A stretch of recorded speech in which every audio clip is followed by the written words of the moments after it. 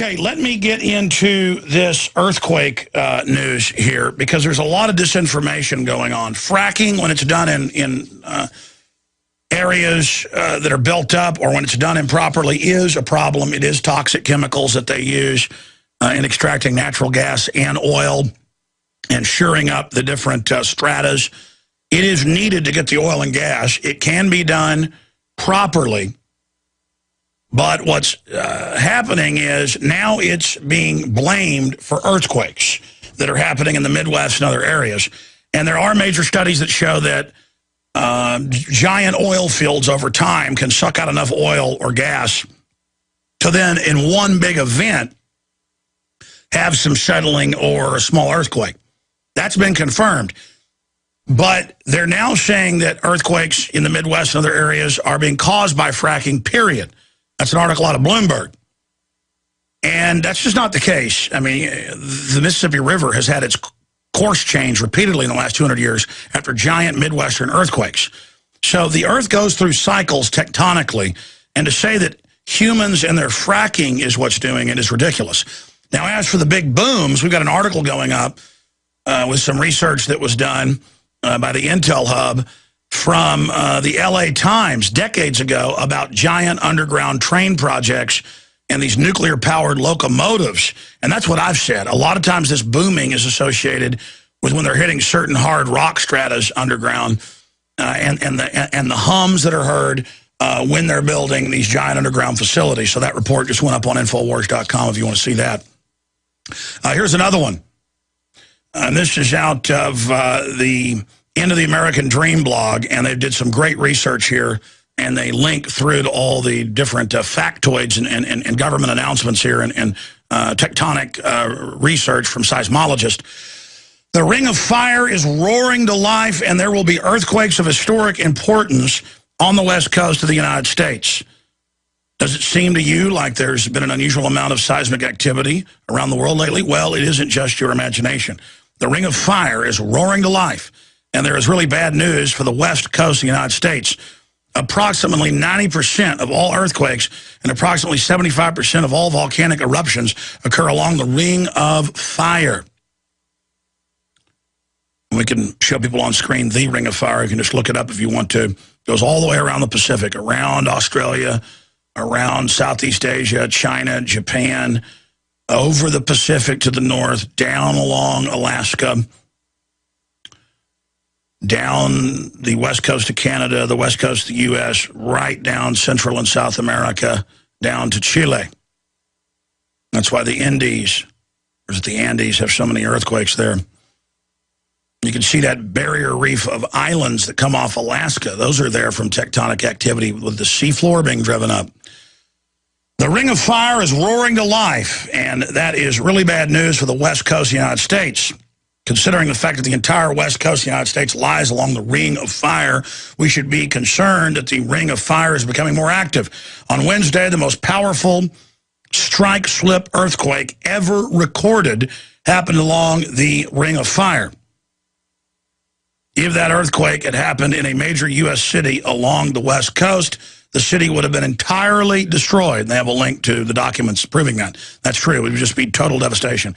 Scientists tell us that there is nearly a 100% chance and a certainty that the big one will hit California at some point. In recent years, we've seen Japan, Chile, Indonesia, and New Zealand all get hit by historic earthquakes. It is inevitable that there will be earthquakes of historic importance on the west coast of the United States as well. So far, we have been very fortunate, but the good fortune will not last indefinitely. In a previous article, they showed that earthquakes are becoming more frequent around the globe, and they have links to that data.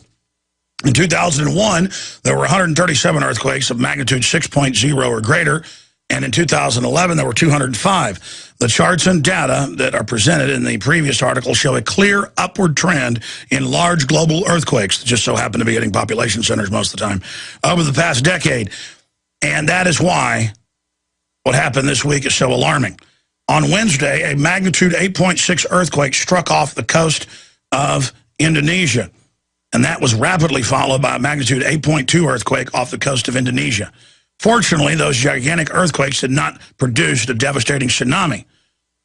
But that doesn't mean that those earthquakes were not immensely powerful. There are over 440 nuclear reactors of industrial use. There's hundreds of experimental ones, 2 of them in Austin. People say those don't exist because it's too scary. Okay, it doesn't exist. In North Austin, the J.J. Pickle Research Center. That's built directly on the Balcones fault line.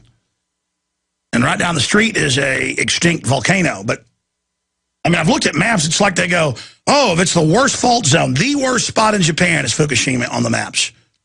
And it gets hit by tsunamis.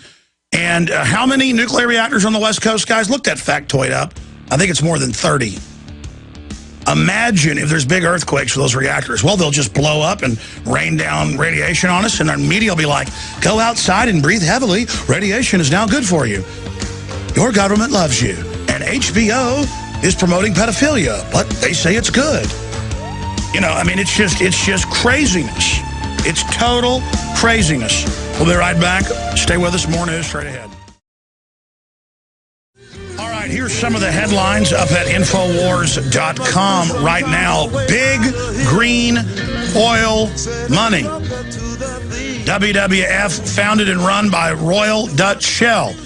And Patrick Henningsen's article that we'll show folks goes through the evidence that the big oil companies are supporting the carbon tax. They're the ones pushing it. They're owned by the big mega banks.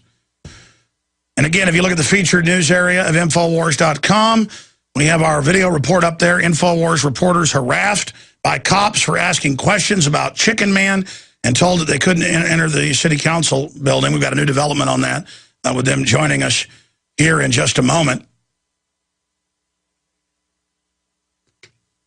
And then right here, we've got a big story, Bilderberg to pick Romney's puppet mate. And that is a big, big deal. There's more news on this today.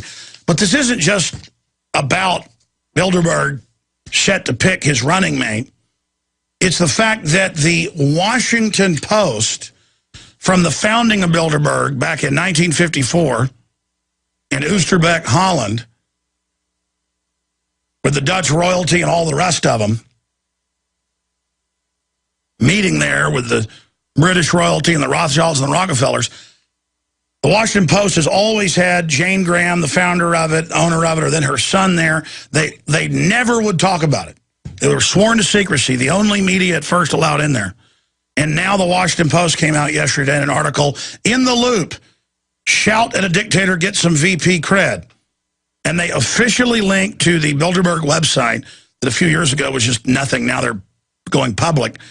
And that's what this is a coming out. And they say, yeah, he ought to pick this certain person. That's probably what Bilderberg would like. You know, a lot of people think Bilderberg is going to basically choose. Bilderberg's been involved helping choose running mates before, they say.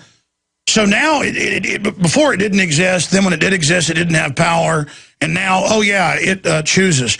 It's like in Europe, where in multiple countries, like Greece and Italy, Goldman Sachs publicly appoints the presidents and prime ministers now. And publicly says they've captured them. But because it's not a foreign government, or you know, well, at least it's not a Ruski or a Chi-Com, it's all right to have bankers conquer us. I mean, we've got to get our mind around that we've been conquered here. And in the article, they just mention, oh, yeah, Bilderberg, you know, did put pressure on there to put John Edwards in as the running mate in 2004 of Senator Kerry, and Bilderberg does make a lot of decisions. And, well, the question is, you know, Bilderberg kind of wants this person. It's like a public communique directly to Mitt Romney. A story in today's Washington Post written by veteran columnist Al Kamen suggests that the Bilderberg Group may have a decisive role to play in picking Mitt Romney's running mate, continuing a recent trend in which the secretive cabal has had a direct influence on U.S. presidential approach. But that's only part of it. Why are they now admitting they have an influence? Through their house organ, the Washington Post. This is a big deal. Kamen has been writing for the Washington Post for over 3 decades and also worked with Watergate icons Woodward and Bernstein, suggesting the title of his column, In the Loop, has some meaning behind it. Yeah, he's saying, I'm part of the establishment. I've been told this. And it's a message to folks that are in the loop. Kamen remarks on how both President Obama and Hillary Clinton are heading to the Summit of the Americas this weekend in Colombia to meet with over 30 other heads of state. They will be joined by Senator Mark Rubio of Florida, who has been touted as a potential VP, having endorsed Mitt Romney last month. Curiously, not many senators seem to be going. In fact, it may be that the only one going for the Senate Foreign Relations Committee is Mark Rubio, a possible vice presidential pick. By the way, Jim Tucker said, well, it was actually the Mark Anderson with him, that they were looking at it could be at this meeting, because they'll have Bilderberg steering meetings that aren't the official meeting, but they'll get together and have piggyback meetings at these other global meetings. So he goes on to say, a possible vice presidential pick who we're told is flying commercial to attend, writes Kamen, adding that Rubio's presence could help boost his foreign policy chops, just as a visit with the clandestine Bilderberg group was key in John Edwards being picked as John Kerry's #2 in 2004. I thought it didn't exist. I thought I was a crazy man. I thought the New York Times just 4 years ago had an article saying I was having hallucinations in Virginia and imagining people following me. Yeah, helicopters, motorcades, machine guns, Marines in plain clothes, people trying to set us up, police arresting people, world leaders on site, no media coverage, except that I'm insane. No, I'm not insane. You thought the people were insanely stupid and that you could con them, and now you've been caught with your pants down, Washington Post.